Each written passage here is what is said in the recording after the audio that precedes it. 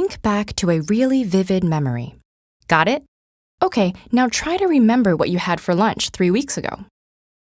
That second memory probably isn't as strong. But why not? Why do we remember some things and not others? And why do memories eventually fade? Let's look at how memories form in the first place. When you experience something, like dialing a phone number, the experience is converted into a pulse of electrical energy that zips along a network of neurons. Information first lands in short-term memory, where it's available from anywhere from a few seconds to a couple of minutes. It's then transferred to long-term memory through areas such as the hippocampus and finally to several storage regions across the brain. Neurons throughout the brain communicate at dedicated sites called synapses using specialized neurotransmitters. If two neurons communicate repeatedly, a remarkable thing happens. The efficiency of communication between them increases. This process, called long-term potentiation, is considered to be a mechanism by which memories are stored long-term. But how do some memories get lost? Age is one factor. As we get older, synapses begin to falter and weaken, affecting how easily we can retrieve memories. Scientists have several theories about what's behind this deterioration.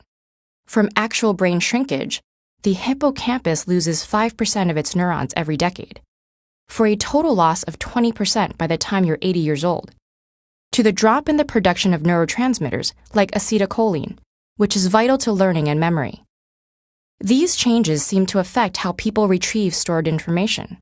Age also affects our memory-making abilities. Memories are encoded most strongly when we're paying attention, when we're deeply engaged, and when information is meaningful to us. Mental and physical health problems, which tend to increase as we age, interfere with our ability to pay attention and thus act as memory thieves. Another leading cause of memory problems is chronic stress. When we're constantly overloaded with work and personal responsibilities, our bodies are on hyper alert. This response has evolved from the physiological mechanism designed to make sure we can survive any crisis. Stress chemicals help mobilize energy and increase alertness. However, with chronic stress, our bodies become flooded with these chemicals, resulting in a loss of brain cells and an inability to form new ones, which affects our ability to retain new information. Depression is another culprit. People who are depressed are 40% more likely to develop memory problems. Low levels of serotonin, a neurotransmitter connected to arousal, may make depressed individuals less attentive to new information. Dwelling on sad events in the past, another symptom of depression, makes it difficult to pay attention to the present, affecting the ability to store short-term memories. Isolation, which is tied to depression, is another memory thief.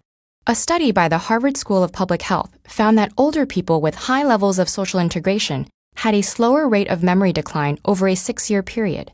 The exact reason remains unclear, but experts suspect that social interaction gives our brain a mental workout.